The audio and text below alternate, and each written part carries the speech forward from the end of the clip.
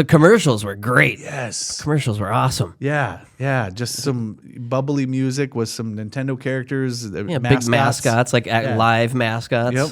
And they start beating each other up. Something's gone wrong in the happy-go-lucky world of Nintendo. Introducing Super Smash Brothers, where all your favorite characters go toe-to-toe in one 4-player star-studded slam fest. Only on Nintendo 64. Welcome to the iKnowBadeaux podcast. Hey everybody, and welcome to the iKnowBadeaux podcast. Coming at ya from the Slice on Oak Studios. I am Mayor Dave Badeaux, the city of Brainerd, and with me, as always, is my brother. Chewing gum, smoking a cigarette, eating my cheek. Some really fun ones lately. The mostly washing machine is a good one. Uh-huh.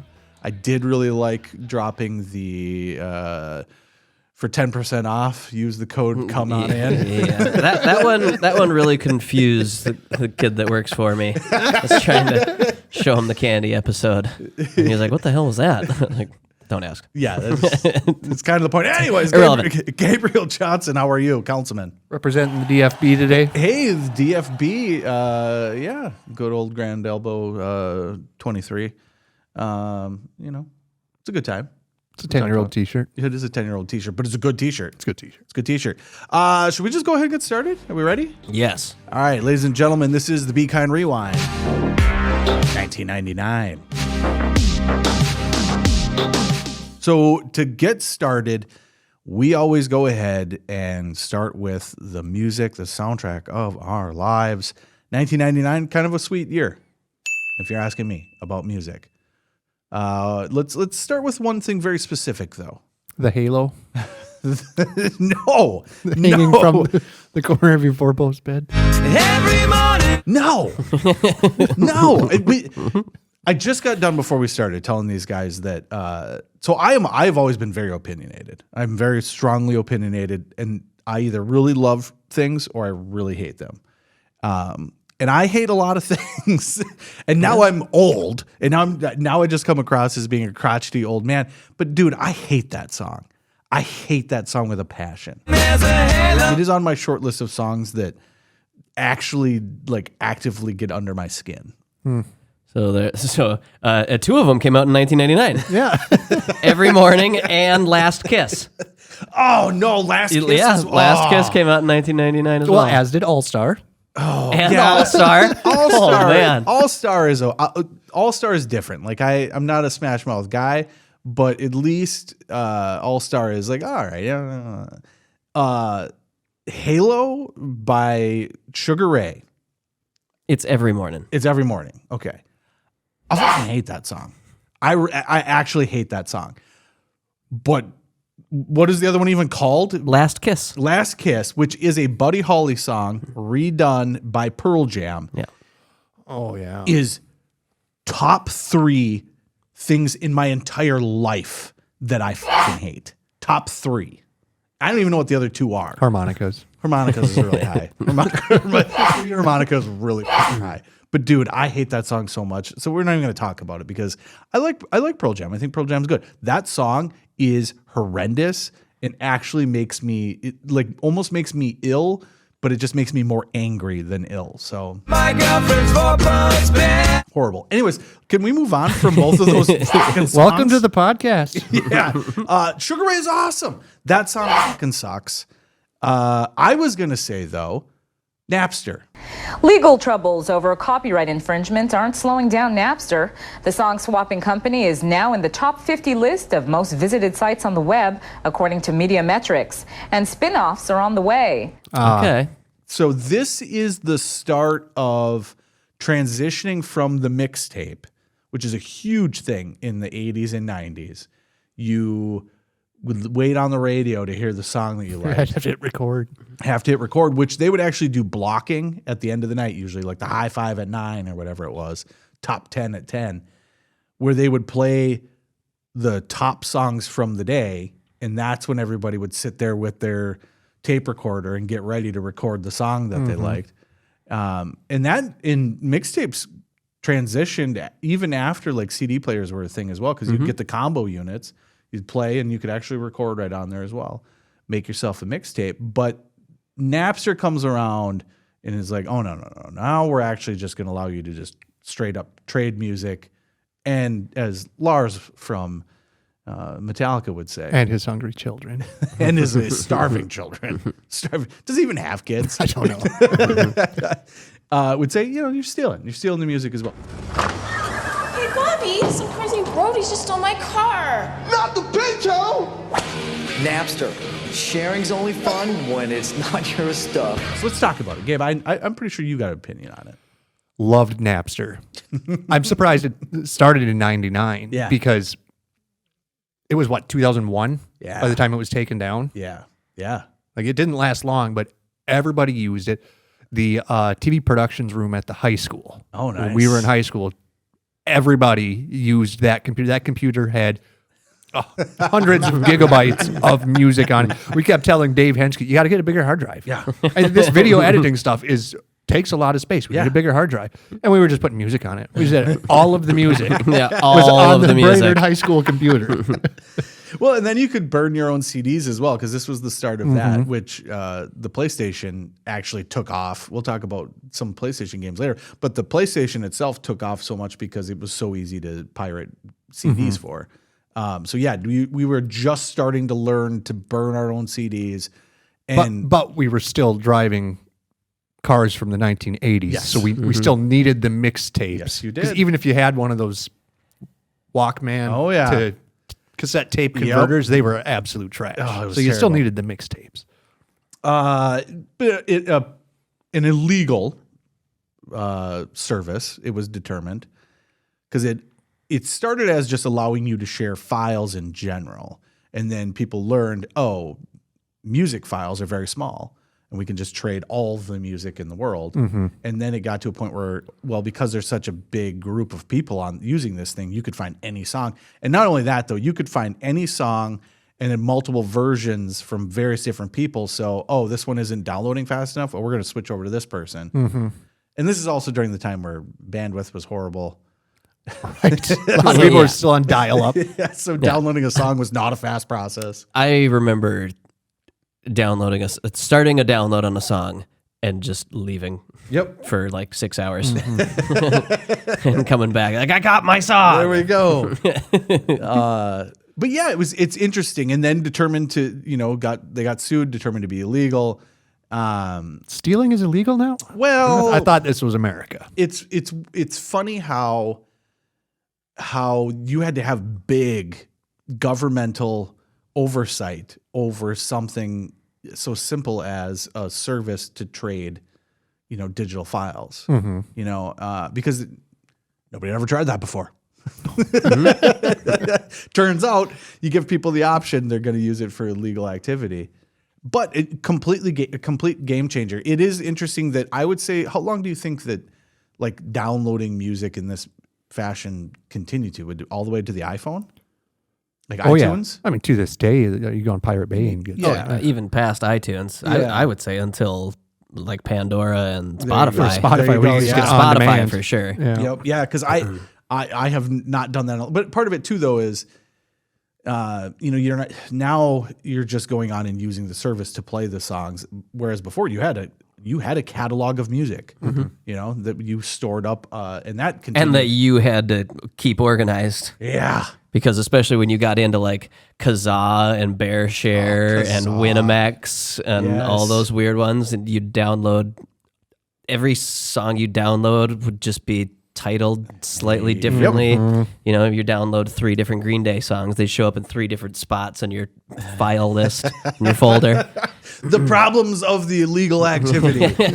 Yeah, this is too difficult. Title definitely not Green Day. Yeah. And that was the best, is when you would get wrong versions Sure. of Yeah, songs. yeah. I heard a lot of songs that I never would have known existed because I was trying to download Weird Al. Yeah. One in particular, I remember Black Betty by Ran Jam. There's a part of that song that is not edited well. And there's a very specific portion where it kind of like it basically reboots. It's like we're playing the song, we get to a point, and then it's like, we're on the next verse. But usually when you Take go it from the top. Yeah, usually when you go to the next verse, you just kind of work your way into it, you know? There's a very specific point in that song where I downloaded it like 5 times, 5 different versions. I was like, why is this all wrong? Yeah. I thought there was a skip in the song because it's such a abrupt, you know, change where it just completely goes back to the beginning, essentially.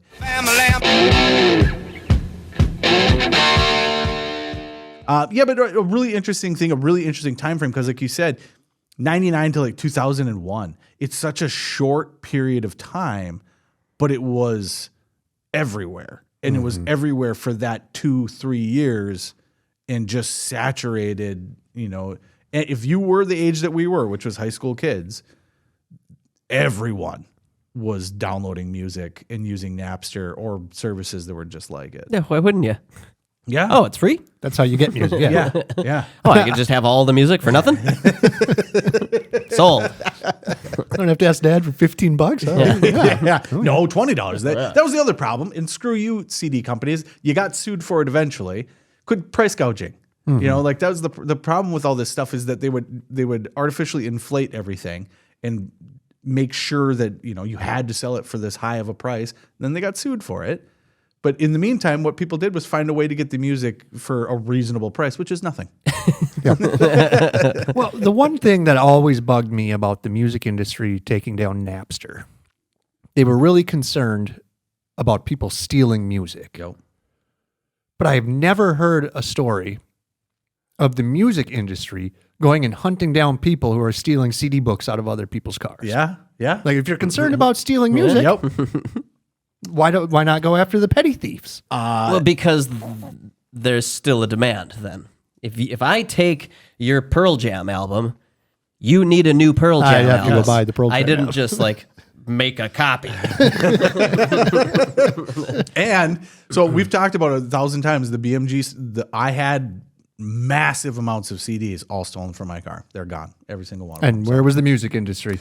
Not there getting mad at the guy that stole it from me, getting mad at me for then downloading it for free. I gotta replace all of this music. Yeah, I already got this unfairly. I already lied 17 times to get all these. I have a long history of stealing music. I all have to steal it again? Let's get into the specifics, though. So I only have a couple written down here. Did you guys have any in particular that you had for music? So I had Slim Shady, real Slim Shady. Should we talk? Talk. Yes. Okay, come at me. One of you two come at me first with this one. Great album. You other Slim Shadys are just imitating, so won't the real Slim Shady please stand up? The introduction of Eminem. Yeah, actually his second album, his first major label album. Yep. And it's not as good as like Marshall Mathers or a couple of his later albums, but it hit and it hit hard and it was everywhere. It was perfect timing, I would say, because it was counterculture, but also basically pop. You know, there's a real poppiness to his music at that point. But yeah, totally captured that 90s teen angst and anger that we'll get to later. Yeah, this was the Mountain Dew of music at that point. It's like, oh yeah, it's a little extreme, little counterculture. Yeah. Oh, it's edgy. It's edgy, but He's doing drugs. Yeah. Oh, you want to see me stick 9-inch nails through each one of my eyelids? I think someday we should just go through that song and just pull out some lyrics, because man. That's when I'm jacking off of Jergens and I'm jerking, but this whole bag of Viagra isn't working. Okay.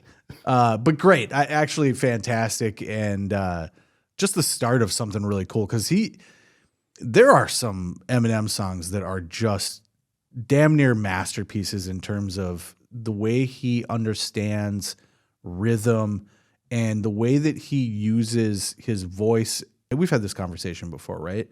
He is essentially a part of the drum, right? Yeah. And there's not everyone has that style. Mm-hmm. It's an interesting style for music. But it's just so good. And again, like nowadays, all the rappers, they just go like da da da da da da da da da. Yeah. Da da da da da da da. Yeah. Da da da da da da da. Or nobody has a unique flow anymore. yeah, or it's the complete opposite where you've been writing your bars and you've created all your lyrics and then somebody gave you a beat and it doesn't really work. You're trying to combine the smash it two. in there, Yeah. This feels so deliberate, right? It's so deliberate and it's so intertwined with the music. It's just great. Well, and he was a battle rapper. Yes. Forever. So when he first got into the studio with Dr. Dre, I think Dre played the "My Name Is" thing, and he just jumped right on top of it. Hi, my name is. So that's just how he made his music. Yeah. Was give me a beat, I'm gonna go. Yeah. It's great. It's And he went. fantastic. Yeah, and he went. But I do really appreciate it because it also captures a look of that time frame as well. The bleached blonde. The bleached blonde, the wife beater. Is it Dre that's there's the photo of all of the fake M&Ms at one point at like the MTV Movie Awards where there's just a bunch of fake M&Ms and it's all that's how they captured him. Like if you had a caricature of what he is, it's just bleached blonde hair and a wife beater. But that was the look of the time. Let's go through. What else do we got for music? Just kind of wrap that baby up. I think if we're going to talk music, should we just get into Woodstock? Should we go straight into that? Let's do it. Yes. Let's do it. Woodstock 99. Woodstock 99. It was going to be the biggest party on the planet. But that's not what any of us remember it for. What the hell happened?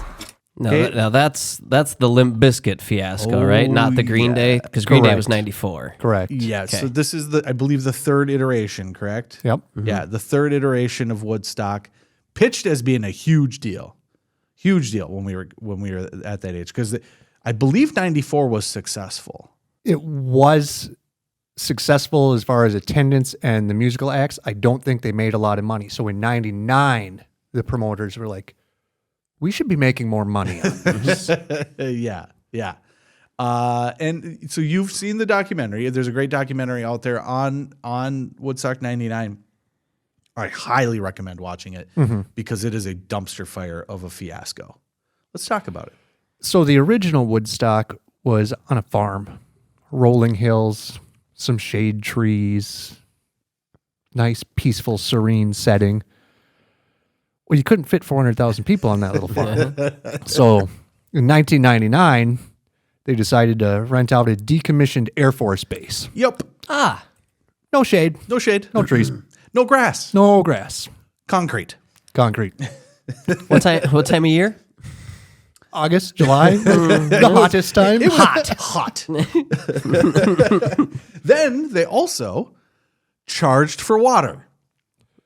$4. $4 in 1999? That's like $20 for water on concrete under the hot sun. 100-degree weather. 100-degree weather. So they were required to provide free water.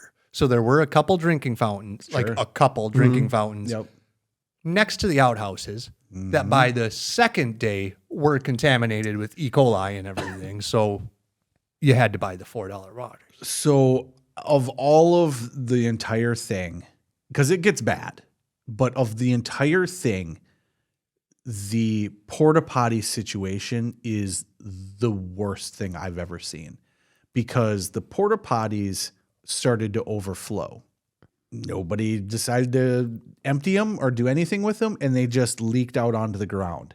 And that's like a couple days into a 4 or 5 day music festival. Yep. And then I believe it rained or something along those lines, but people are doing the Woodstocky thing where they're getting all covered in mud, but you pull the camera back and that's shit. They're running and slip and sliding like they're playing in mud, but you're playing in shit. Oh, no. And there are a lot of pictures of people covered in mud, you know. Really stinky mud. Really stinky mud. Yeah, well, but at that point you're so high on drugs that, and dehydrated that Yeah, but Yeah, disoriented and delirious. People started getting angry with the situation. I mean, as they're one to do. They weren't very happy. Yeah, everybody they got just a little cranky. Yeah. So by the last night, the fourth, fifth night, you have Limp Bizkit Yep. on stage, and Now I'm dangerous. Fred Durst is going to do what Fred Durst does, and he sees that people are all angry and antsy and want to break some shit. It's time to take all that negative energy and put it the fuck out. You feel me, Woodstock? All right, let's bring it out. He eggs them on, and plays what's the song called? Break stuff. Break stuff. Break yeah. stuff. Just goes nuts with break Break stuff. your fucking face tonight. Give me something to break. Yeah. Give me something to break. Give me something to break. And the people go crazy. They tear down the sound towers and break, rip down the walls, and are surfing around on the plywood boards that they ripped off the buildings and everything.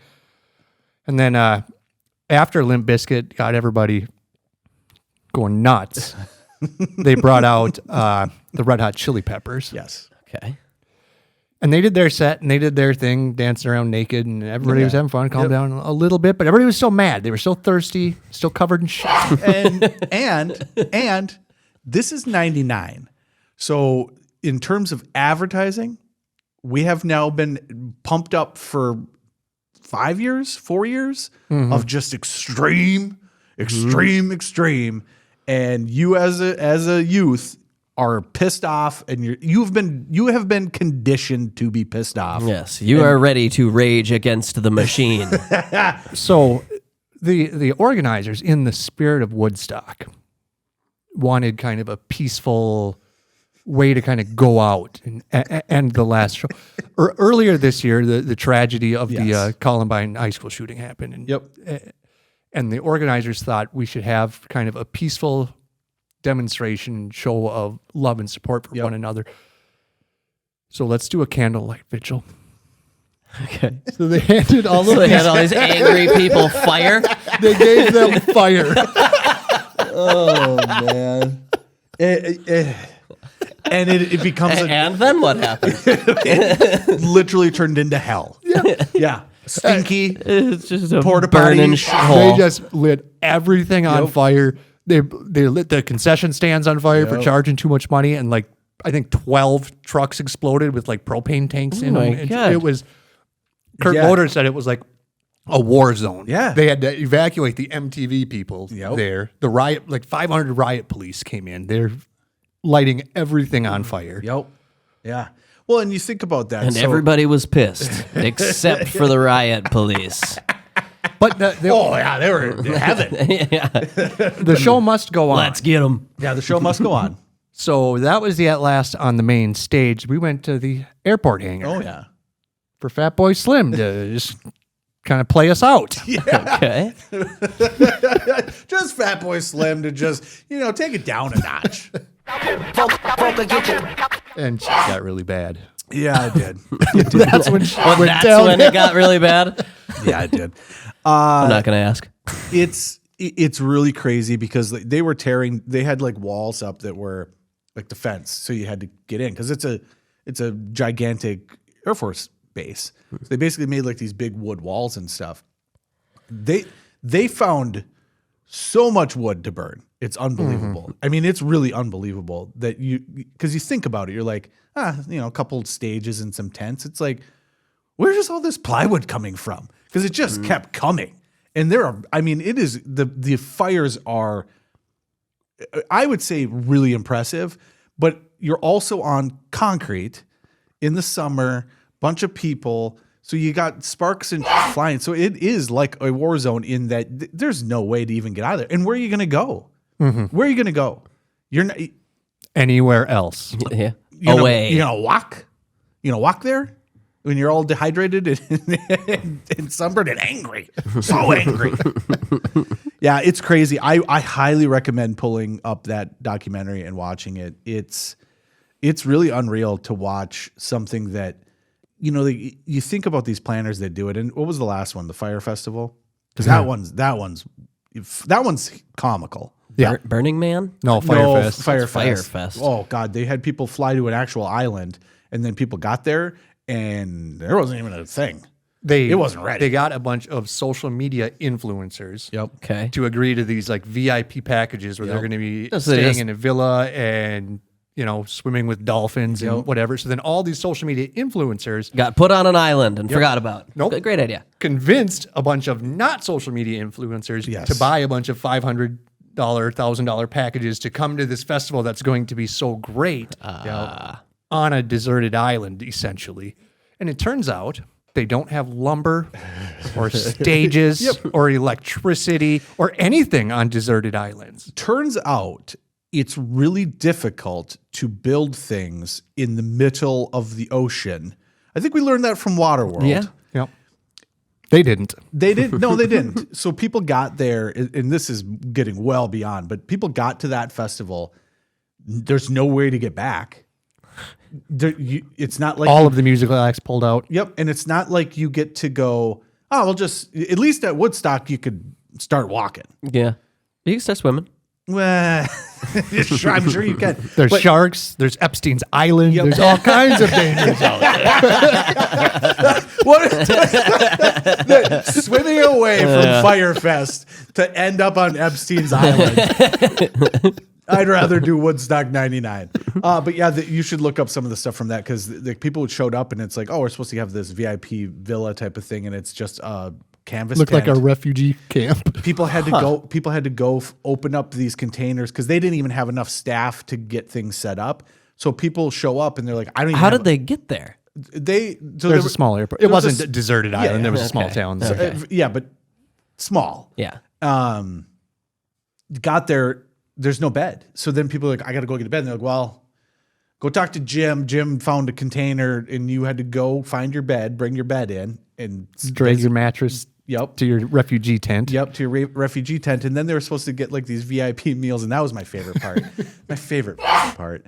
It was if you were at home and you're like, God, I want to make a sandwich. And then halfway through making the sandwich, you just decided you didn't want to make a sandwich anymore because it's too much work. That sandwich. And that was the VIP deluxe. That sandwich would be better than the sandwich that you were offered in a VIP experience. VIP, a little white American, and soggy a tomato, lettuce. soggy lettuce. Soggy lettuce and a tomato on white bread. Oh, that looks like country hearth. Oh, is it okay? I don't remember the bread. The thing I remember was the lettuce. The lettuce was so sad. Yeah. But anyways, Woodstock 99 bad. Fyre Fest really bad. Watch that documentary as well. But just it is such a way to end 99 because there's still the bleeding through, of to 2001, 2002, that same time frame. My philosophy. It greatly encapsulates our generation, though, of how angry we were. Yeah. How stupid we were. Well, we were taught to be angry. We were conditioned violent. to be angry. Like Sheryl Crow set the entire time. People were just chanting, "Show us your tits." Yep. Jules' entire set, like every single female artist who went there, they were just having the whole time, just show your tits, show your tits. And it's like, we were pretty fucking terrible back in the 90s. Yeah, we were not good people. We were not good people. But that's how we were told to act. It's very, very true. All right, should we move on from music? So you kind of heard some of the acts there as well. Limp Bizkit, I was really into when $3 Bill Y'all came out. That was another one of my experiences with BMG where they're like, hey, you're going to like this. And I got it. I was like, this is great. And then as they went further along, actually, weird story that I probably shouldn't even share. So I got in a little bit of trouble when I was a kid. Some fights, a couple things, probation. So I had to go to court a couple times. It's interesting to say that as the mayor now, but I was an angry youth. I will say that. But I got the Limp Bizkit CD, the second one. I can't even remember what it's called. Was that the chocolate starfish? Nope, I think that's the third one. Okay. The second one is the blue one. So anyways, I can't even remember which one it is, but we stopped at Target in the morning to get this CD, and I listened to that CD because we had to drive 2 hours to go to court so that I could get in trouble. and then listened to it all the way on the way You back. listen to Limp Bizkit on your way into court? I listened to Limp Bizkit on my drive to court, and I think that's why it soured me on it. So that was the end of my Limp Bizkit days. All right, let's move on from music super fast. We'll throw out one or two news bits. I think the one we've got to talk about as Minnesotans is Jesse Ventura. Jesse the Brain Ventura. The brain. The brain. Formerly known as The body. But then Got into politics. I thought he was the mind. I thought he was the mind. Oh, I have to look it up. I don't know. So 1998, Jesse Ventura decides he's going to run for governor of the state of Minnesota. Yes, he does. And I remember the television commercials. Oh, really? Yes. Okay, I don't remember that. Action figures. Jesse the Body Ventura wrestling action figure attacking guys in suits, knocking them down and beating up the politicians. This is amazing. It's like, I would vote for that. Yeah, it works. Clearly works. New from the Reform Party. It's the new Jesse Ventura action figure. You can make Jesse battle special interest groups I don't want your stupid money. and party politics. We politicians have powers the average man can't comprehend. You can also make Jesse lower taxes, improve public education, and fight for the things Minnesotans really care about. This bill wastes taxpayer money. Retract it. Don't waste your vote on politics as usual.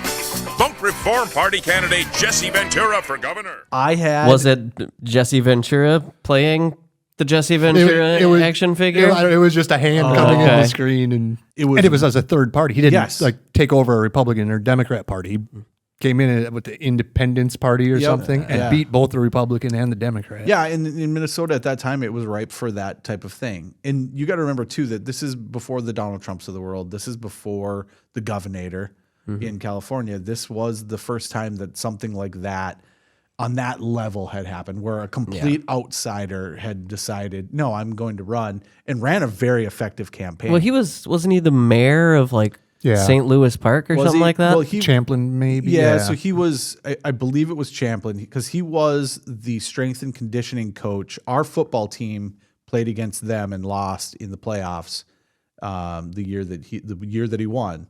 And then he was a strength and conditioning coach for that football team. I believe it was Champlin. But yeah, but it wasn't like a politician. Yeah, the mayor doesn't really count. Sure. We're not politicians. literal clowns. But no, it was an interesting time frame here. Minnesotans were proud of that, I think, because it was a feud to the system. Sure. And I still believe that. I still am very strongly in a pretty middle of the road type of thing. I be who you want to be, but at the same time, don't waste my fucking money. That's kind of my philosophy on politics. And at the same time, like, both sides fucking suck. And so it was great to have someone that just was like, yeah, both sides suck. How about we just do things like a normal person? Yep. And then it turns out he wasn't really that normal. But while he was there, he wasn't did normal. he did a good job, though. He did a good job. He never really got an opportunity. No. Right? The media were and both both fighting sides him. are just, Yeah. this guy fucking sucks the whole time. So he didn't really get much. But he built the light rail line down in Minneapolis. Yeah. Right? The world's largest bathroom. Yeah. My daughter likes to give me stories about that. She said the bus is fine. Just don't get on the light rail. Yeah. But yeah, interesting. I had a Jesse Ventura action figure in a box. I think I finally gave it to the local nostalgia store. Maybe I didn't. I think I did, though. I think I sold that one off to him. Play and trade? Yeah, but I'm trying to think of because there were 3 versions of it. There was like him in a suit, maybe military, maybe it was. Yeah, because he ran as a Yeah. Navy SEAL, but then some Yep. people said he wasn't. Yeah, I don't know. And then the third one, which was the one I believe that I had, was him in like his coaching uniform as being a strength coach. So my aunt gave me that or something. She was the one that gave me the Rodman Yeah, doll. she likes giving you dolls. Yeah, she likes giving me dolls. Weird. Yeah, it's very weird. They're action figures, Dave. Well, if they're in the box, it's a doll in a box. It wasn't actioning anything. All right, so you touched on Columbine. I don't think we really need to get into Columbine because this is a super bummer, but it is the beginning of that, and we were in high school when that happened, and it shattered things. It was very interesting that the world was not ready for that. And I think in hindsight, if we could go back to 1999, we wouldn't have made those kids so famous. Well, that is the biggest. I mean, they were the cover of Time magazine, right? It's like, and we still don't know why Marilyn Manson did this to us. Yeah. Yeah. We're going to get into some of the stuff as well from 99 because the movies of 99 as well. But the trench coat look, we'll have some conversations about that as well. But I don't want to do it in the context of about Columbine because just messed up, dude. Really messed up and still messed up. Wish we could figure out some solutions to that. Still messed up. It was funny. We were in high school and we're in a rural part of the state. Yep. And it was like when that happened. Very similar. You never thought anything like that could happen. Nope. Right. But then like the rules changed overnight. Oh yeah. Right. Like I had friends who would go hunting before or after school. Yep. They just have their gun in their truck. Gun in the truck, yeah. On a gun rack or whatever. Immediately, as of April of 99. Oh, yeah. No more. Yeah, and it was interesting because the way that our school was set up, and still kind of is, there was just access points everywhere. It was just everywhere had a door to get to the outside, and you could get in. And we had open lunches. I was never at school as a senior. I had every one of my classes was the ability to be gone. So I was typically gone. But just crazy that overnight it was like, okay, we need to actually assess what this even is. Yep. So it was really weird being in the hallway during that and kids like being mindful of their surroundings in a building I remember the feeling of it being like, this is weird. Because if you actually stop for a second to think about where you are, because I had never thought about that. Like, look where I am and where would I go? Yeah. Where would I go? Okay, we got to move on. Columbine, all of their school shootings as well. Should we do a couple TV shows real quick and move on? Yeah. Yeah. I do want to say real fast, Owen Hart died in 1999. That was a tragedy. I think we don't have enough time to get into it, and I don't think I really want to do any more tragedies. But messed up. And the show went on, which is the most messed up part of it. Oh, yeah. They didn't just say, we're done for tonight, folks? Nope. Didn't send everybody home. He was going to come down from the rafters. Had a quick release on his grappling. His carabiner. It's grappling hook. But it released and he fell down, hit his head on the turnbuckle, and then they kept wrestling. They didn't, and that's when you end your event. So it turns out 70 feet is what he fell. 70 feet. Yeah, turns out, and we've just learned this, Vince McMahon's kind of a douche, but also kind of awesome in how douchey he is. He's super villain douchey. Yeah, he's... Should we say it real quick? Like what just came out? Yeah, you can. Okay, so there's some lawsuits that are happening right now currently. But one of them in particular, him and his friend are enjoying the company of a female companion. In the court document, it states that while she was pleasuring his friend, he defecated on her head. Poop again! And then was like, well, I'm going to go clean up, but you finish your duty. Finish your job. Finish your job. So, doesn't really surprise me that he's like, dude's dead, keep moving. A man who craps on someone's head and says finish the job. Finish the job. Not surprising that also thought when someone died, to finish piece the of job. Yeah, kind of a piece of shit. So, all right, let's move on super fast. TV shows, I don't want to get too far into it because we really don't have time. Family Guy started. Scott, you had a hot take on Family Guy. It's been a really long time. We watched it. I watched a bunch in high school when the DVDs came back, when they came out, which is primarily between the DVD sales and it showing up on Adult Swim. Adult Swim was huge. Is why it got brought back in the first place. If not for those two things, Family Guy would not be a thing. They didn't want Family Guy. Adult Swim got it for nothing. Yeah. And then it blew up. Right. Yeah. And then the DVD sales, and then they got brought back. So I watched season one. I watched like a 20-minute video of the funniest clips from season one And as I said, without any context to the jokes, even though there's not really any context in the first place in Family Guy jokes. Especially early on. Yeah. It was really stupid. It was really bad. I laughed a couple of times, but the majority of it was just like, all right, next. It was just like, try again. Because it's just, it's like a skit show. Yeah. But the skits are 3 seconds long. Yeah. So it's just rapid fire, bad joke after bad joke after bad joke. And even some of the ones that I remember laughing at super hard when I was a kid. It was like, why in God's name did I think that was funny? Well, and it was the start of something completely different. Right. It had never really been Yeah. seen before to that extent Yep. of just like rapid fire jokes. Yep. That was the one show my mom wouldn't let my younger siblings watch. Okay. She didn't ban Simpsons or South Park or anything like that, but she walked in the room on one episode of Family Guy. That's what always happens. And Brian was trying to Lois. Oh. So Your mom's anti. I would say that if you watch the full episodes, the bits work a little bit better because they do they give you a little setup. Sure. They don't give you much, but they're like, oh, that's like, so there's a little setup to it. Yeah, there's a lot less of that, I think, of just that reminds me of the time I such and such with such and such. Yeah. Whereas it's just kind of like he steals the statue of David at one point, and he says, "Oh, they're gonna be real mad at me. I lost the penis." And it shows it broke off, and he throws it out of his window. My favorite part. And the guy picks it up and says, picks up the concrete penis, marble penis. I shall call you Eduardo. That's my favorite part from the first season. I remember laughing so hard at that when I was a kid. In this YouTube video of it just being that kind of part, that, when that came on, I was like, God, why did I think that was funny? I think it's hilarious still. So saying it out loud is hilarious. It's one of those things that I have said multiple times in my life, just to myself. I shall call you Eduardo. All right. Malcolm in the Middle started. Interesting show. I've tried to go back and pound through that, like some of the other ones, like That 70s Show.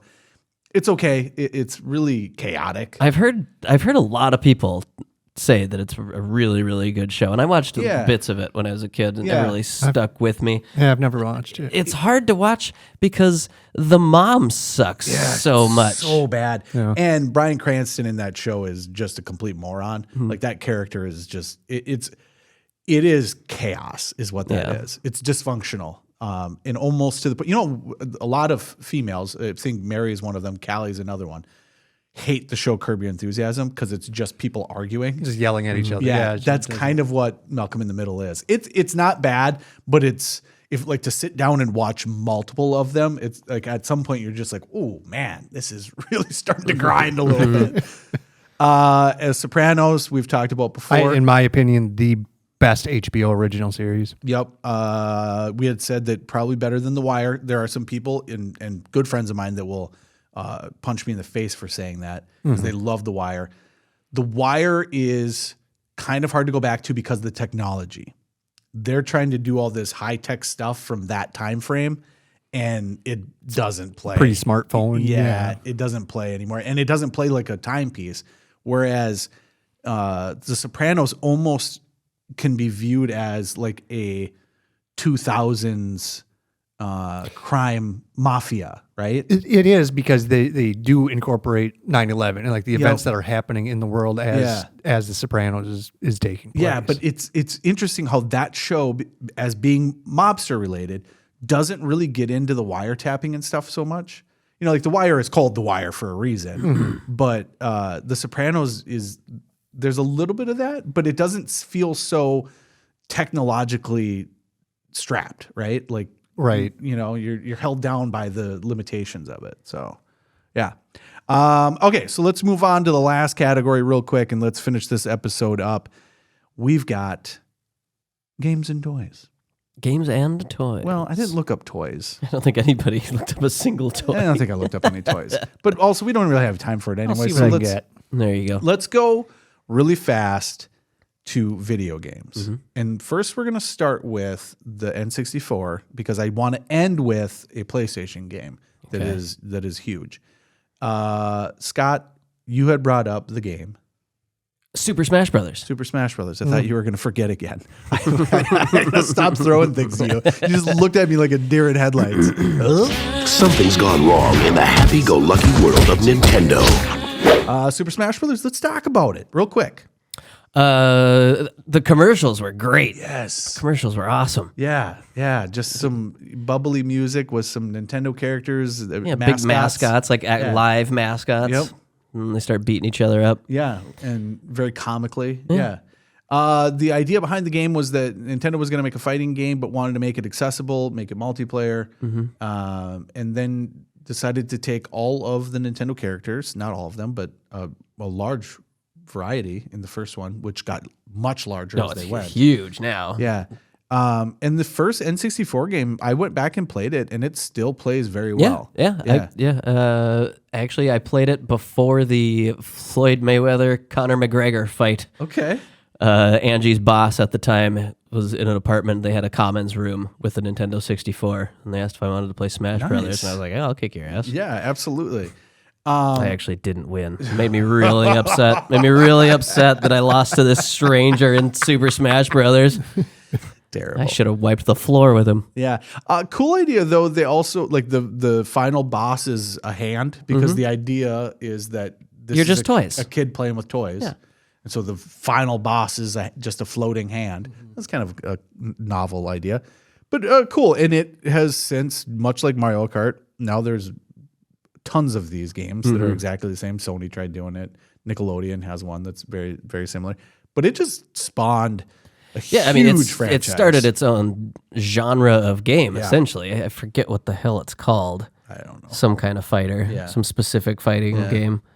But it's much like Mario Kart, where it's always one of the biggest sellers on the system, and then now there's hundreds of characters, and it's just a lot of fun. But the game I really want to talk about, and we've talked a lot about the N64. We have not talked a lot about PlayStation, and mainly because I was waiting for this particular game.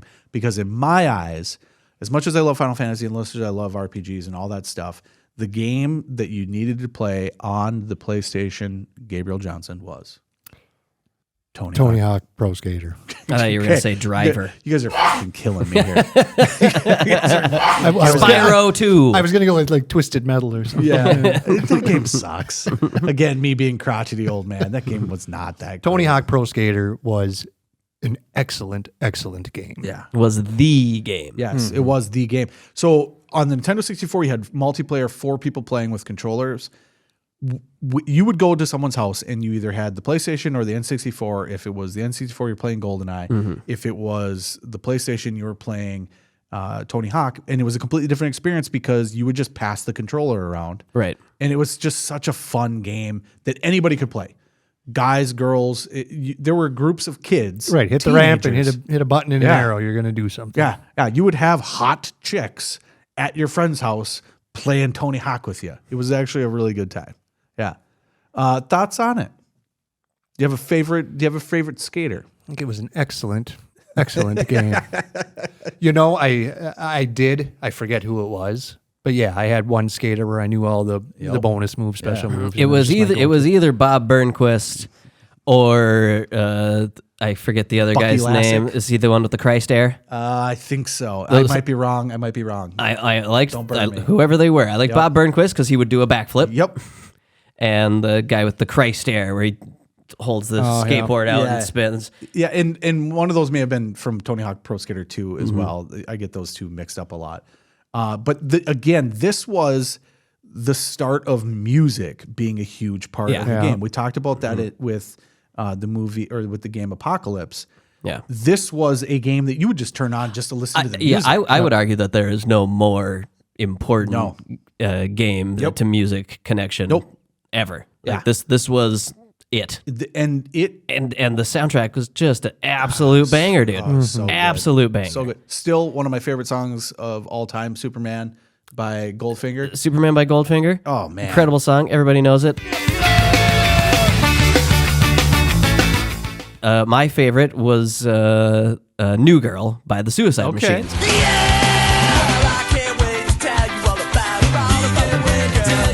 Yeah. Yeah. The Suicide Machines are still to this day one of my favorite bands. Yeah. And it was so interesting that it was so well fit for what the game was. The thing they did the best about this game was that it was little bite-size chunks that you would go in, you'd have a timer, you'd try to do exactly this, and then it was done. And so it was perfect for sitting and just, all right, now next. So it wasn't like, I got to wait till this guy finishes the level or whatever. Yeah, it was like 2 minutes. Yeah, it was like 2 minutes. 2 minutes. So you start, there's a timer, Yeah. you got to try to hit all the tricks on all the certain spots. Yeah. Incredible game. Yeah, it was fantastic. I was both Bob Burnquist, that was the big one, and Bucky Lasek. Those are the two that I was definitely into. And again, that might be going into Pro Skater. Right, I was going to ask you, was it 1 or 2 that had like San Francisco, Minneapolis? I think you're thinking 2. Yeah. Was that 2? Yeah, because the first one I think is just real basic. It's like just skate parks, basically. Yeah, the only thing anybody remembers from the first one is the warehouse. There's the warehouse and the school. Yeah, that's what I was going to say. Yeah, the warehouse and the school, but I think it was all generic. And then I think in 2, if I'm remembering correctly, is where like Philadelphia and all that stuff, where they actually had actual spots. But just a fun game and over the top. You know, we talked about that. It's basically just button combos. You know, like you hold one of the bumpers and push a direction, or hold X or Y. Yeah, X or Y on the PlayStation. Triangle, square, whatever, circle. Or cross. Yeah. Is it cross? It's cross. They call it cross. They call it cross, yeah. It's not an X. Yeah. But perfect timing for this game to come out, because 1999 is also when Tony Hawk hits the 900, which has since been done multiple times. Has anybody done a 1080? I think so, yes. On skateboard yet? I believe so. Probably. Yeah, I believe so. But Tony Hawk tried to do the 900 just recently. Have you watched that? Yeah, he had the documentary about some of this stuff, which is really fun to watch. But he, as a older man, was like, I'm going to nail a 900. He's got to be mid-50s. Right? Well, and it is the same grind that he went through the first time, you know, because it was live, and I believe it was on ESPN, maybe ESPN2. But I think it was during the X Games. Yeah, so it was a specific event where it was like best trick or whatever it was. So what they would do is they just got to keep going. And so Bob Burnquist or whatever is doing his, because he's got this floaty style, and I believe he was on that as well. I saw Bob Burnquist's final performance. Like we call it a performance. At US Bank? Yeah. Final run. Final run. Yeah, I mean, yeah. But yeah, he's trying to do the big air. Didn't land a single time. Well, he's always been and done. I love that guy, because like the announcers would be like, I know you don't get this as a viewer, but what he's doing is insane.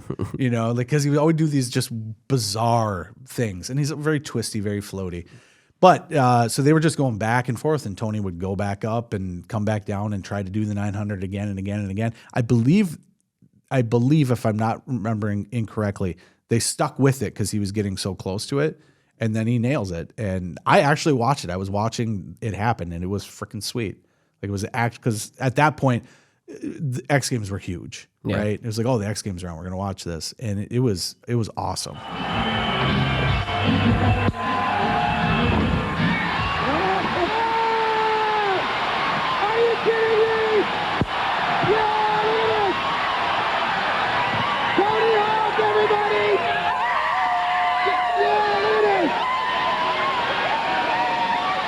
Thank you. This is the best day of my life. I swear to God. And then, of course, you know, now we're just going to go play PlayStation and play this awesome game. So, final thoughts on Tony Hawk Pro Skater. Excellent game. Excellent game. Yeah, I think we've said what needs to be said. You guys are just the worst sometimes. All right, ladies and gentlemen, that wraps up this portion of the Be Kind Rewind. I want to thank you guys for sticking around with us through some of that. We will be back next week with the movies, and there's some interesting stuff to talk about. I'm going to try to not hate the Matrix movie, the first one. Oh, I already do. I know that you do, and I'm going to try very hard not to, because I really hate the newer stuff and mid-range stuff as well. But at the time, I loved that movie. I hate his entire catalog. Yeah, pretty much. But I'm going to try very hard to not hate that movie. because there's some cool stuff that was happening with that, and it was just completely groundbreaking. But that's for next week. If you got something you want us to talk about from 1999 in terms of movies, shoot that over to us. And then, of course, we'll be moving on. I think we're going to take a small break before we get into the 2000s. We're going to have Kevin Yeager on. We're going to go back and talk some more art house type of movies. So if you have any movie from the entire 90s, shoot that over to us as well, and we'll get that started as well. But Scotty, you'll be back with the news in a couple weeks as well. Word. Until then, we're done.